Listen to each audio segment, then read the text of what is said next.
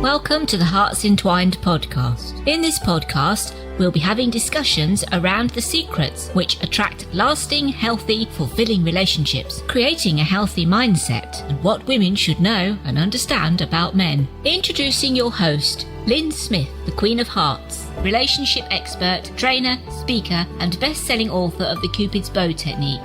Lyn's mission is to have a positive impact in reducing divorce, domestic violence, and suicide.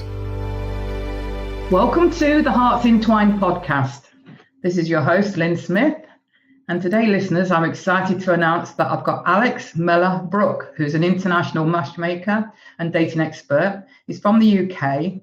And today we're going to be talking about how do I start dating again. So today, warm welcome to you, Alex.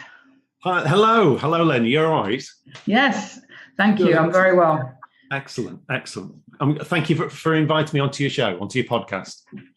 You're very welcome. I'm very interested to know, Alex, and I'm sure the audience, before we actually get stuck into how do I start dating again as the theme for today's episode, what actually led you to become a matchmaker and dating expert? It literally, my wife used to work for a successful, but it got to a point where there were very, very long hours. Could do better, and I was working in TV at the time, and we decided to kind of start the agency, which was very different. I mean, this was 25 years ago, so social media did not exist. So we started by posting envelopes, and we sat there, a few thousand letters folded and enveloped and sent, Thompson Local. So online dating was literally is in its infant stage, so it kind of happened from that thing. And I think the other thing is there aren't many guys in this industry. There's starting to get a few more, but it's very, very female dominated. So it's an interesting one. When I speak to ladies, and obviously we talk about this. I've worked with ladies for a very, very long time, so I kind of get to see two sides of a conversation, which is quite interesting. So when I speak to clients, especially guys, they might say something to me and I go, "Really? Where did you read that?" Sometimes it's quite interesting trying to interpret kind of what they're saying and what they're understanding, and going, "Yeah, no, maybe it means this or maybe it means that." That's what you need to think about. So sometimes it's very interesting being able to interpret. And again, from the ladies' perspectives, that there are female clients that will say, "Well, why has that happened?" And I say, "Okay, think about this, because it's a very different way. We speak a different language, and that's it makes it interesting. It does make it interesting." So, thank you very much. Yeah, and I was keen to invite you on because you're a man, Alex, and because it is, primarily a female-dominated industry. And I think that's because women generally, because men are and women are different, obviously, in the way they think, they behave, and obviously physically look. But women are more likely to reach out for self-help, aren't they? The men are. Men are more, want to figure it out for themselves type, usually in a put my teeth back in. Generally speaking, yeah, I think it's you talk about it. I mean, this is where I suppose I've learned so much over the years, in the sense of my history before kind of coming in here. I've done courses, and I've been the only guy on the course. It has to be female. So, and that was in my early teens, so late teens. So that was a bit of an eye opener for me, in the sense of I got the full blown thing pretty early on. So it's like, okay, so this is what happens in a female's life. So it's an interesting one, and girls talk. You have friends. You're very good at expressing yourself. It's about finding that kind of network. Guys we're dreadful, and I think the worst thing is if a guy works in a very male orientated industry, makes it very, very difficult for them as well, because it's a very, very different conversation. As I say, sometimes I'll speak to guys and I'll go, "Look, that's great, but you're not talking to a guy, you're talking to a lady. So you need to think about that. You need to approach it from this aspect or that aspect." So there are two very, very different mindsets.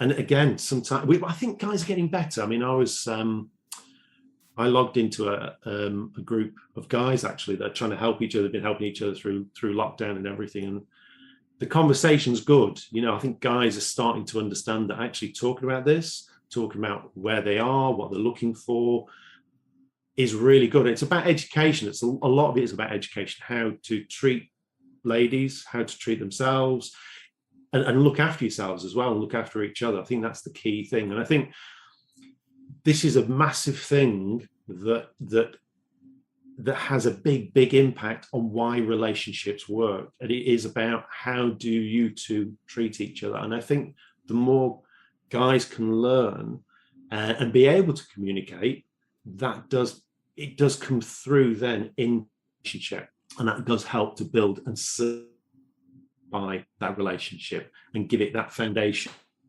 that will help that progress and last and last a long time as well. 100% agree. And I think I read somewhere that women speak 7 times more than men. That's one of the big differences between men and women. So it just goes to show, where the communication gap is. And sometimes, we ought not to be trying to force our men to open up. Sometimes, sometimes it's more appropriate to speak to our girlfriends about certain things, isn't it? Rather than expect our man to act like a woman, in other words. Yeah. Again, it's always relevant to the other person. There are moments when, yes, you need to speak to a girlfriend. Absolutely. There are moments where you do need to speak to the guys. And I think the hard thing is you have to look at it and go, what is this gentleman's communication? What's this guy's communication? We talk about kind of things like love languages and things, and how that works. Sometimes that has an impact on conversation. But if guys are not good at communicating verbally, you have to take that into account when you do communicate with them, and it can be very, very frustrating. I think sometimes that's the hard part about a relationship, because you do get the frustration of maybe an incident or a situation, and then you try and communicate that, and it doesn't communicate because it's almost like speaking English and somebody speaking Spanish. It's trying to translate that so that it's understandable. So I think whenever you talk to the man in your life, you have to look at that and go, how does he communicate? Is he going to be able to communicate back in a particular way that I need him to, or do I need to communicate this slightly differently? And I think that's where, if you, from a lady's perspective, if there's a point where you do need that support and help, and the communication isn't going to work with the guy, that's when, yes, those friends will kick in.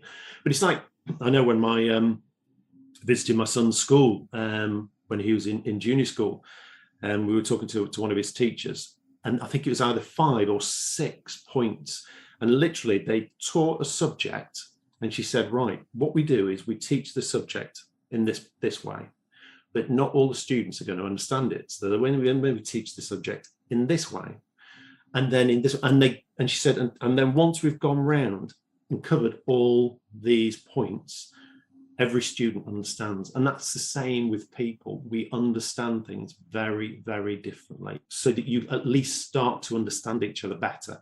But it's trying to make sure that you don't get too frustrated, and knowing that a moment where maybe that this is a timeout moment. Yeah, I think that, not only do men and women sort of have different communication styles, but we all have different learning styles. Like you say, in school, there are different learning styles that are more suitable for one person as opposed to another, isn't there? Yeah, very, very much so.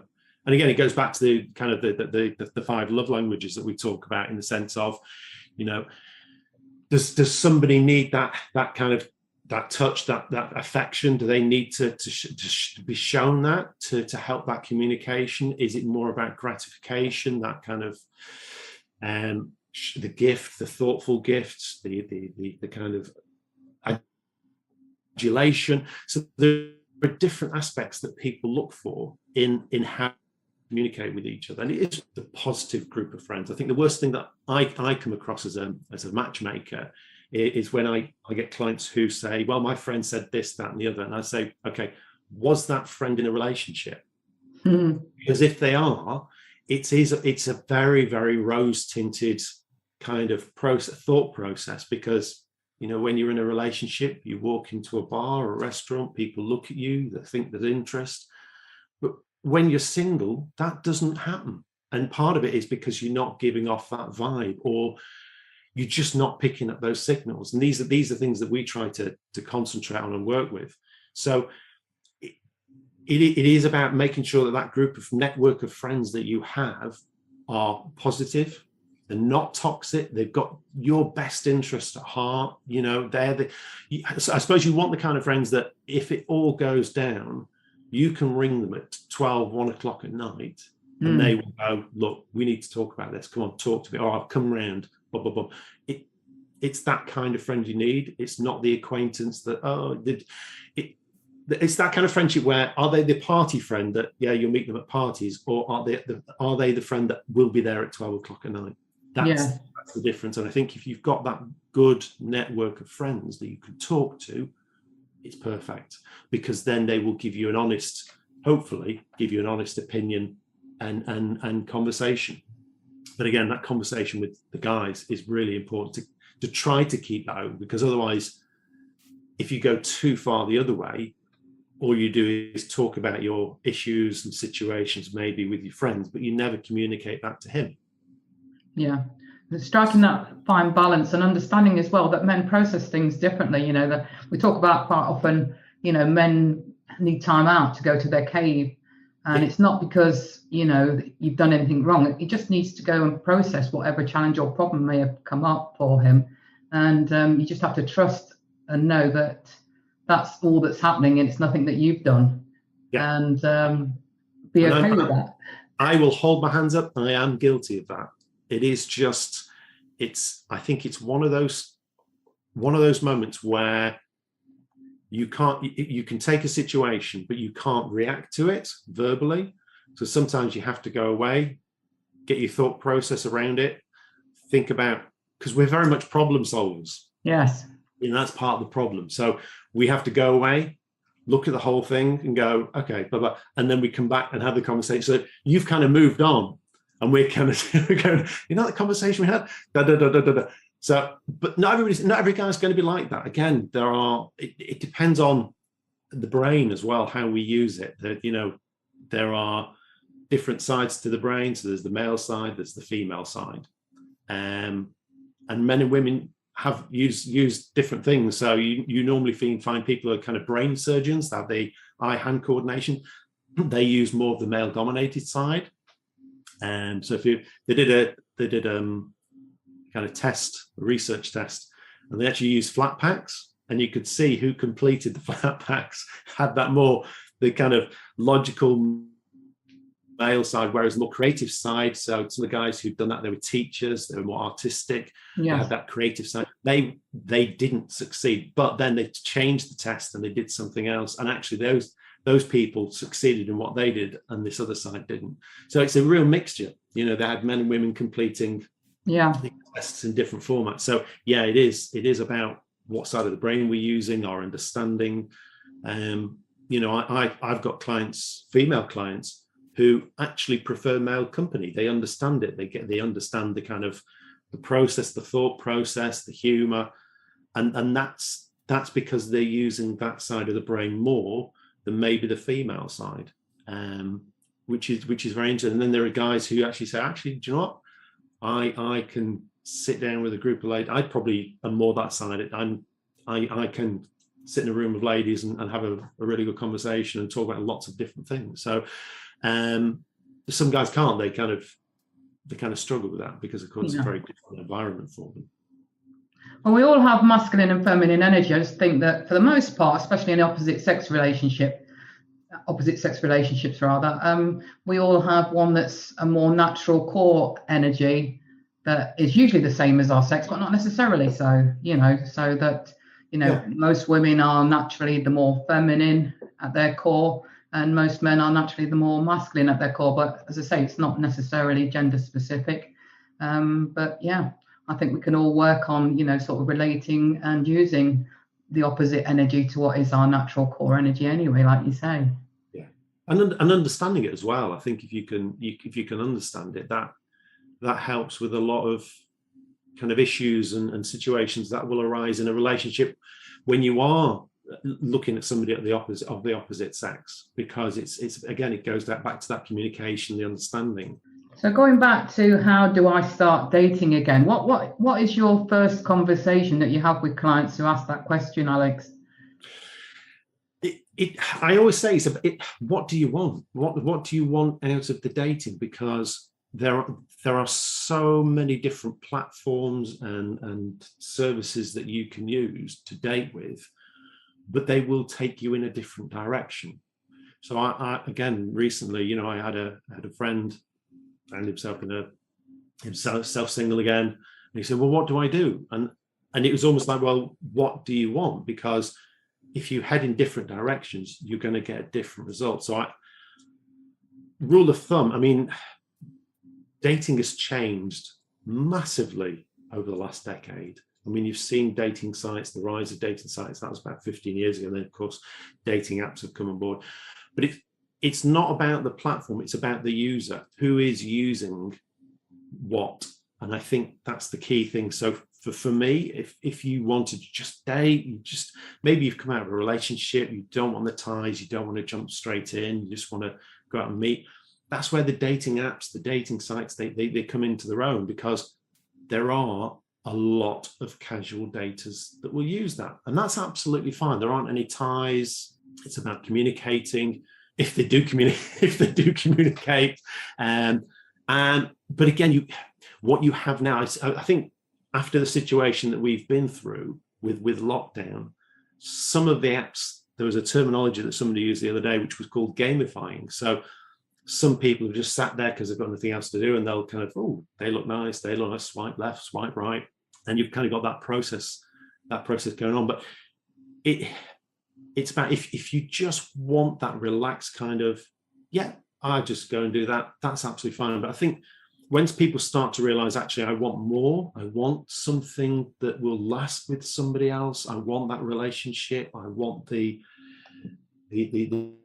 kind of solidity of having somebody who has similar morals, values, issues, you're going to have to work a lot harder. I mean, they did a survey on it. They did some data analysis on some of the apps that they're using. And it's interesting because men and women use the apps very, very differently. So guys literally swipe so much more. They're literally swiping everything just to get some kind of hit. But it does have an impact on their kind of response. Ladies are a little bit more selective. But they were stating in some of the stats that out of everybody that you swipe, the response that you get for a lady is about 10.5%. For a guy, it's 0.6% response on what you've swiped. So it's that kind of process. And apps, again, they are dominated by younger users, and that's predominantly for a particular, it's what they call a hookup, I suppose. Yes. It's about that, and there are a number of articles about how it's been used. If you're looking for a relationship, you kind of, there are a number of different things, and I think you've got to just decide what you want in the sense of what you feel comfortable with, what you're looking for. So whether that's an event, whether that's going with a group of friends, but again, that's how many people are going to turn up, what kind of balance is it going to be. You have small groups, so it could be a walking group, it could be enjoy yourself, do that as a matchmaker. I mean, we have a couple of things with regards to our agency, in the sense we have what we call a dating agency. So that is more of a database driven side of things. So we have clientele, they've all been interviewed, I've been checked, and we match them together. We also have the matchmaking side. So that is a little, it's not more aggressive, but it's more about looking for something very specific. I know you speak to a lot of matchmakers on your podcast, and I network with about over 1,000 matchmakers globally, and some of them will charge about £60,000, and that's a huge amount of money. But then you have to look at who do they work with. They are working with some very high network people, multimillionaires, some billionaires, and they are looking for a very small percentage of people that will fit in with their lifestyle. So you have to work a lot harder to achieve that.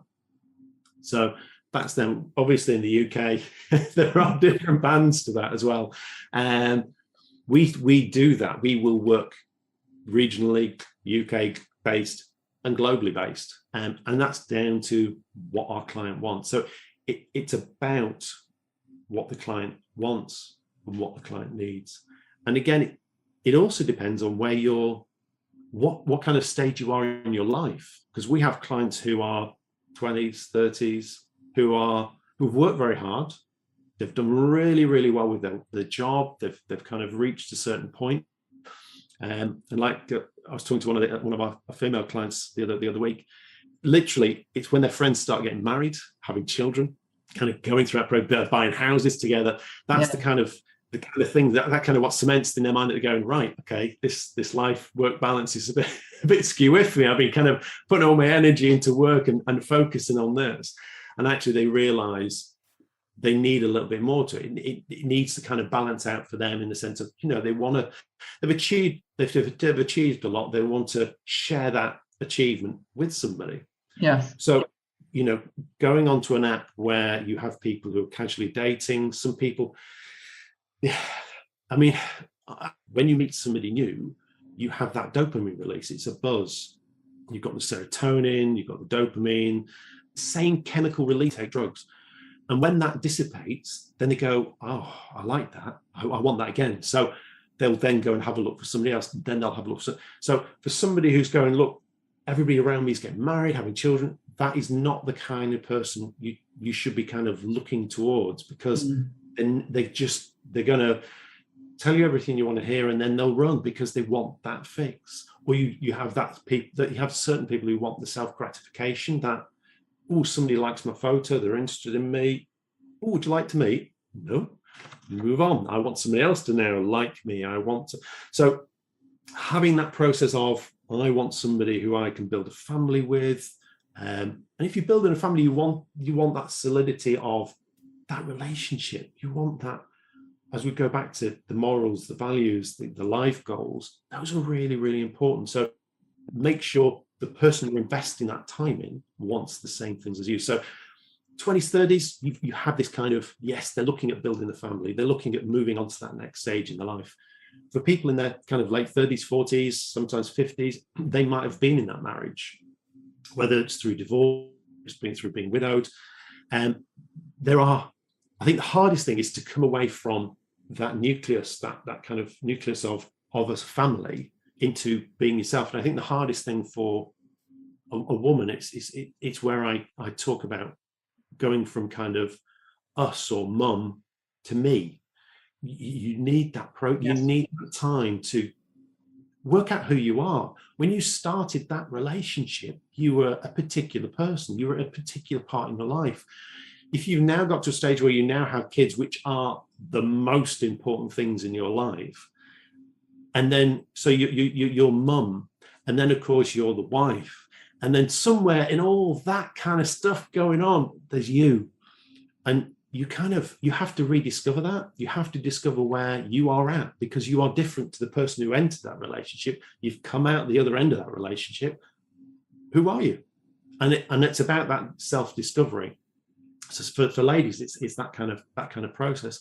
Sometimes it's the same for the guys. Sometimes they are in a relationship where things have happened. They have a particular mindset, and that has all changed. There isn't that person who is there by your side to discuss about the worries and the troubles that you have during the day and life. There isn't somebody else to talk things through. They've gone. You have lost your best friend. So you have to rediscover yourself. You have to give yourself the time to do that. And from a guy's perspective, we're probably worse because we move on a little bit quicker. There's a lot of guys who do not like to be on their own. I think ladies are better at stopping, reevaluating things. And that's probably where, going back to that network of friends, you talk about with your friends, you discover yourself, you go out, and then you go, right, now this is me, and this is what I want. And that direction will probably have changed for you. So what you want, what your goals are in what you want in life, what you want in a future partner will be different.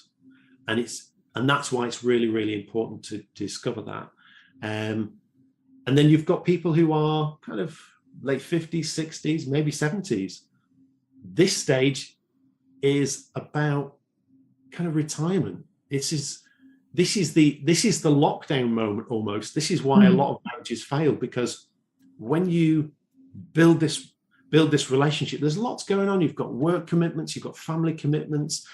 Then you're getting to a point where actually, hold on, we're not going to work anymore. When we wake up, we're not rushing somewhere. You're oh my Lord, who is this person? And that's sometimes a self-discovery where the kids have grown up, they've gone to university, and you kind of, so for some couples, they sit on that table opposite each other and go, I don't recognize you anymore. Yeah. That's interesting. Do you fit in with where we're going? Do you want the same thing as me?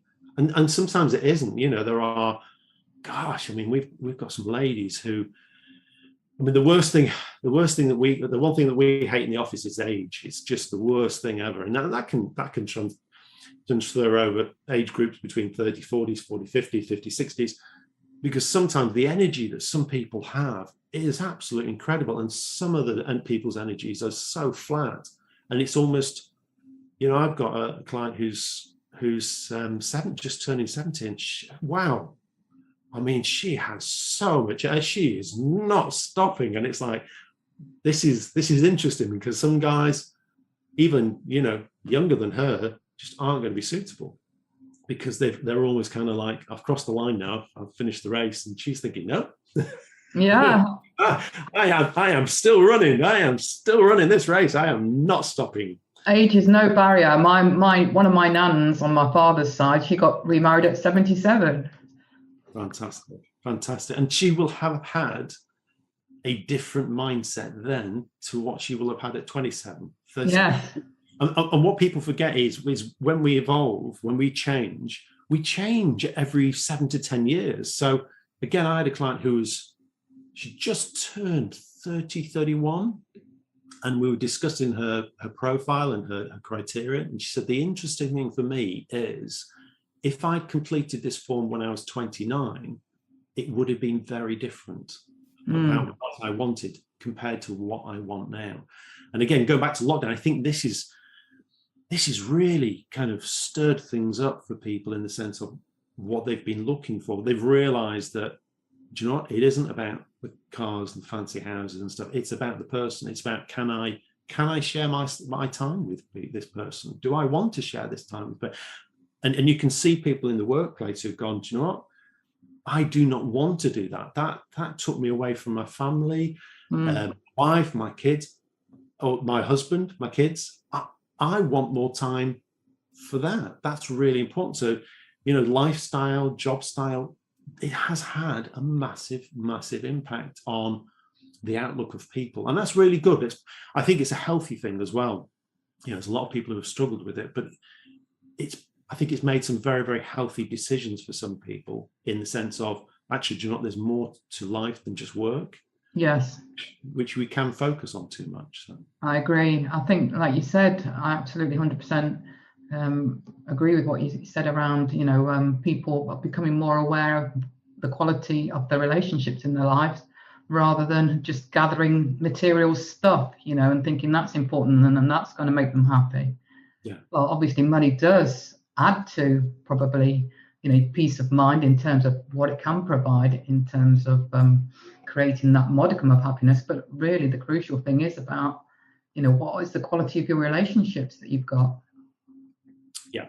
And that's the key thing. It has to be that balance. It has to be that kind of process. And again, I remember speaking to a lady who, her husband he's very successful. They were both very successful, but he'd run off with a younger woman.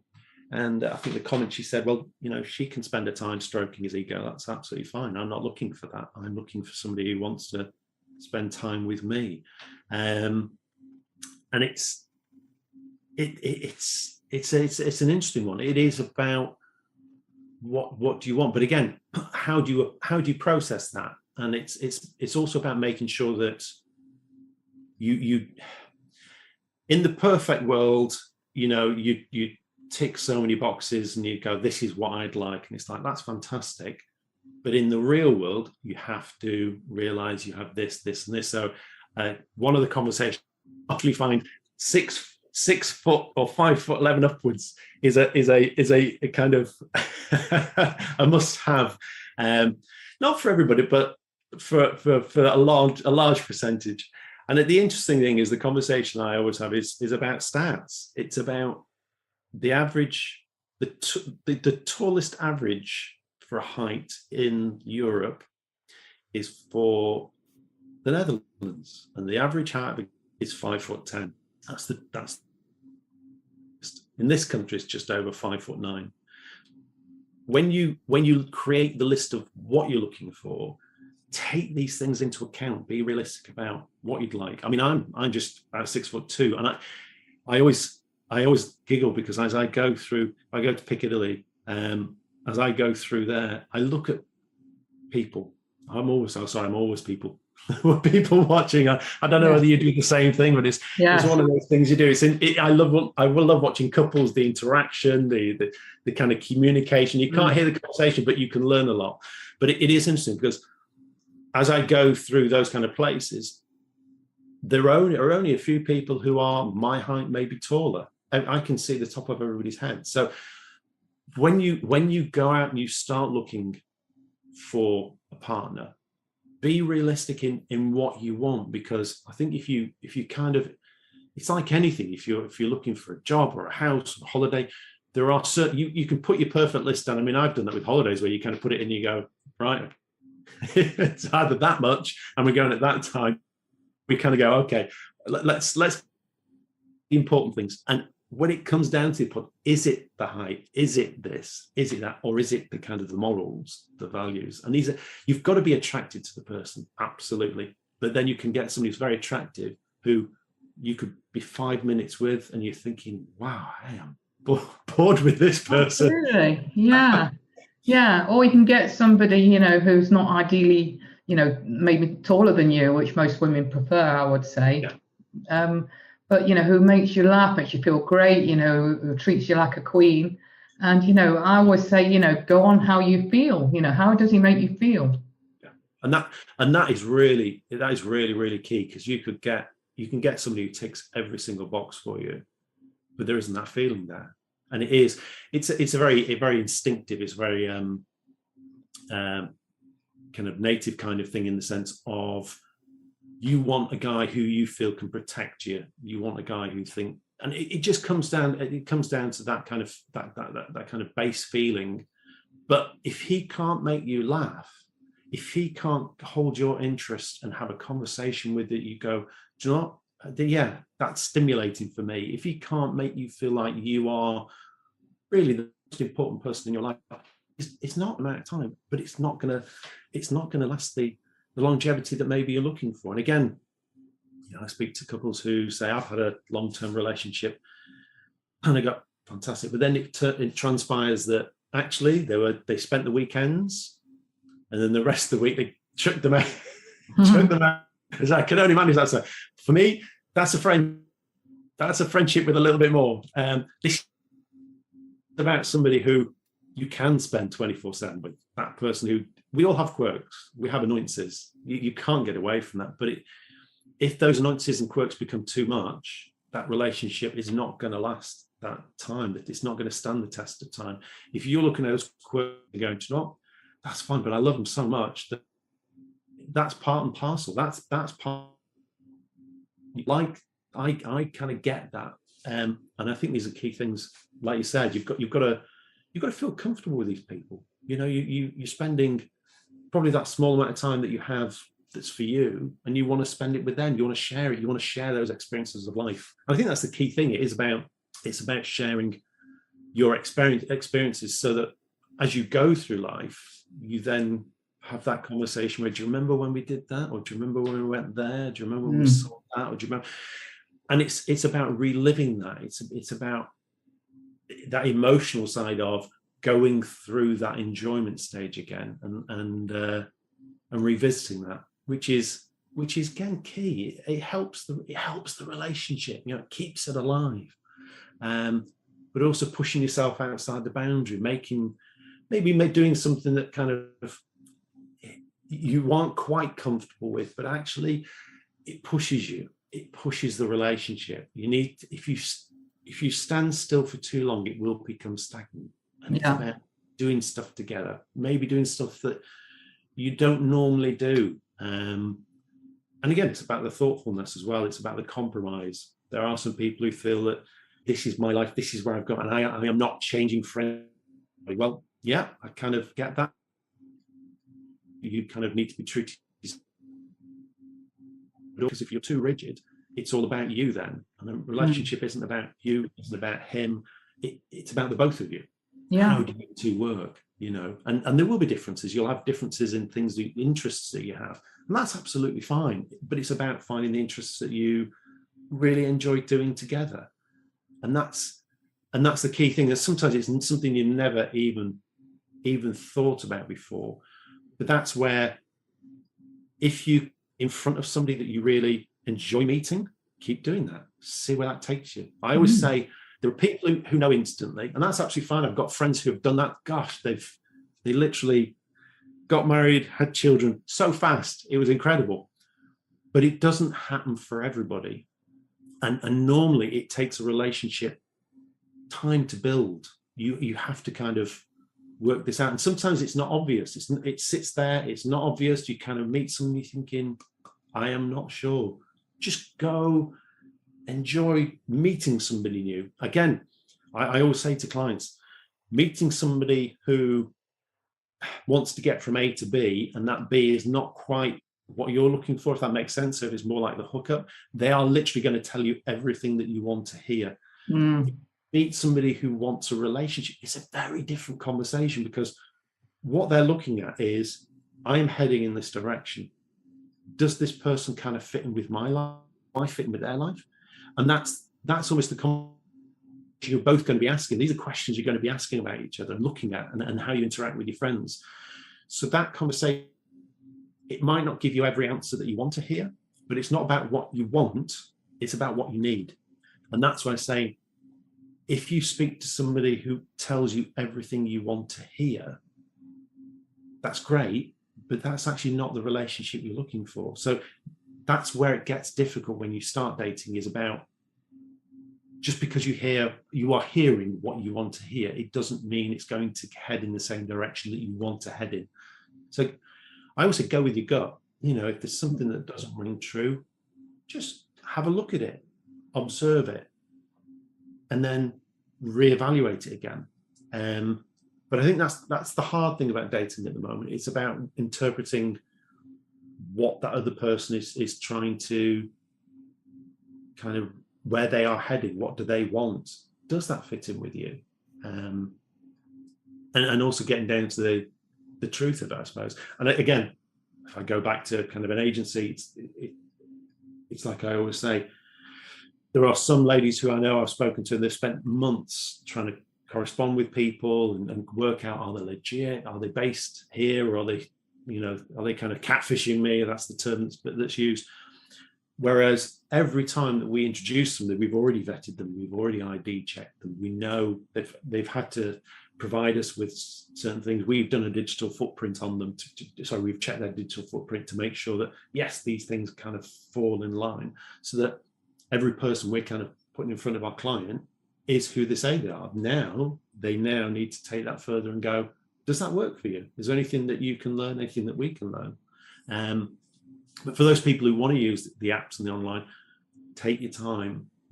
Don't jump in too quickly just because what you're hearing is right. Back that up. You just be a little bit cautious. There was a survey that was brought out at the beginning of this year. An online dating fraud has increased by 40%. But that's probably over lockdown. That's kind of intensified that. So, be careful. Somebody mentions money, run as fast as you can, block everything, just get out of there.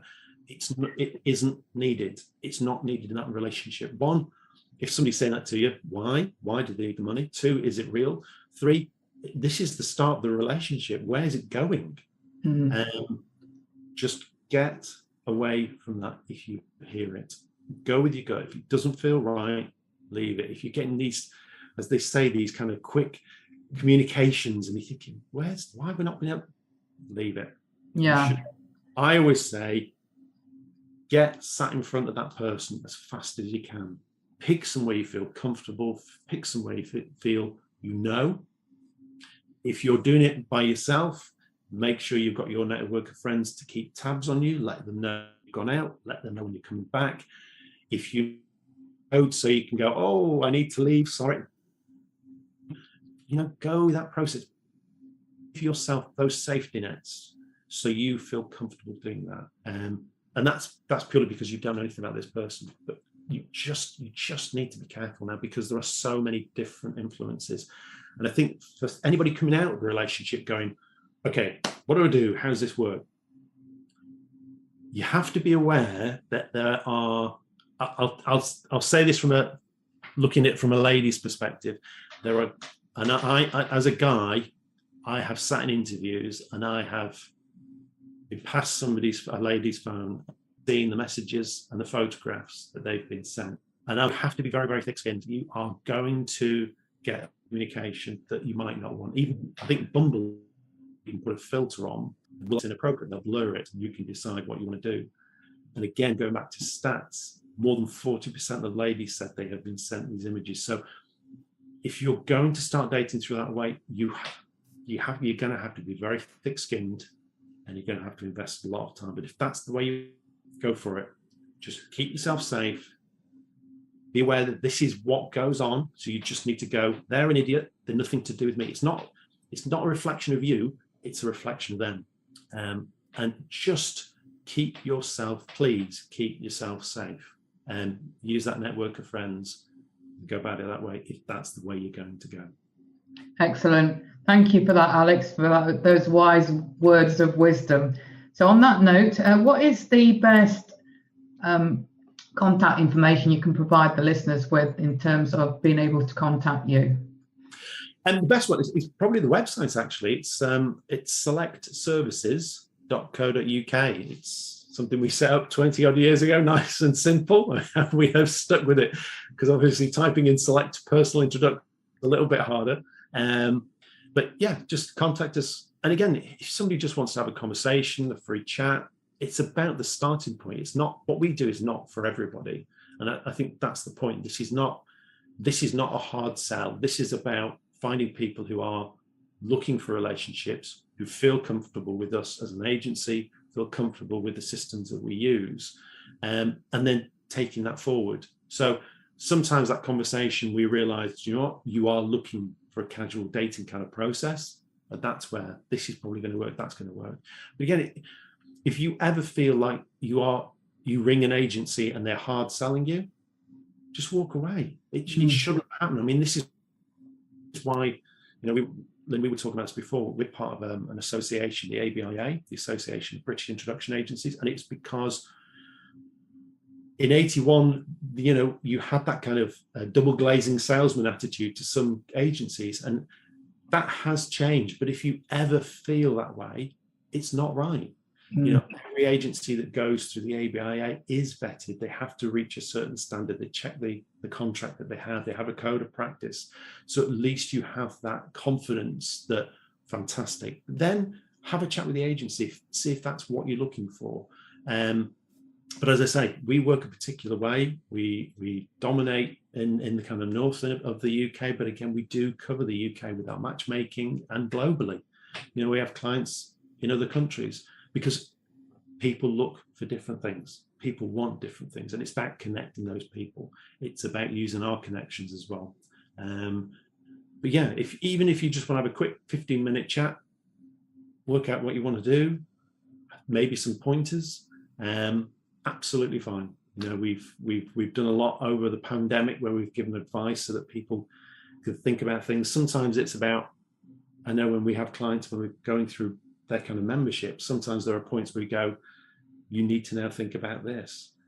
Sometimes it's about that, one of the biggest things that people don't do is observe who's interested in you. They're not looking. They're just so blinkered on what they're doing, so focused on life, rather than actually going, okay, is there anybody at this event or this party who actually might be looking at me, who might be interested in me, who might be giving me signals? Because I can promise you now, from a lady's perspective, you could have a banner with flashing lights above your head. Some guys just don't even see that. They're kind of like, really? So, and I remember I did a bit of flirting coaching with a celebrity. And we went into a bar and we sat down and we just ordered a drink. And I said, my goodness. I said, can you tell me anybody in here that you like the look of? And she went, no. And I said, do you know why? She went, no. I said, because you did not scan the room.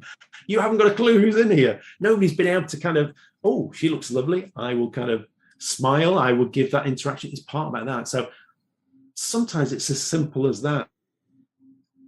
Sometimes it's as simple as, are you looking? Are you picking up the signals? It's about the confidence. I mean, I'm always helping clients go through that process of, sometimes it's about your confidence, what you give off that will draw people to you, which is key. I mean, I always use the analogy that, you know, if you go for a job interview and you're unemployed, it's so much harder than when you go for a job when you've got a job, because you feel a bit more confident. You've got something to fall back on. And it's the same thing in the sense of, and this is why it's important to go and meet people. If you can go through that process of start to meet people, you gain that confidence in yourself so that you start to give the confidence out and you draw people to you, which is really, really important. You can sit in front of the most wonderful guy, but if you're not giving out the right signals, or you're just not picking up on the signals, they'll disappear and you'll miss them.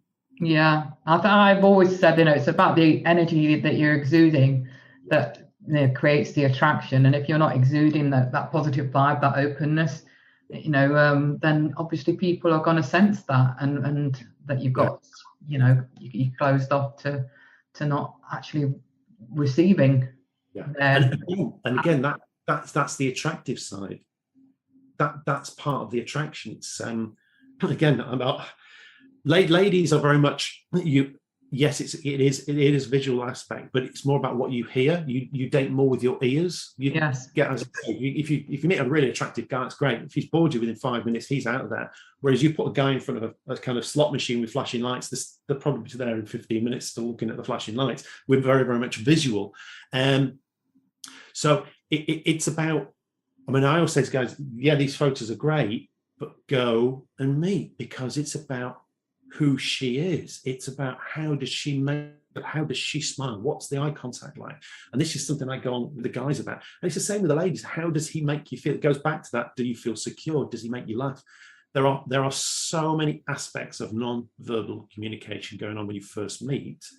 It's really, really important. You can text, which is the best thing that anybody can do. This texting thing is one of my great gripes, because again, men and women, we communicate very differently. How something is written and how something is read is very, very different. So it is key about go and have that conversation and meet a couple of times. So you, again, start to relax with each other. Excellent, Alex. Thank you so much for your words of wisdom. Did you say that?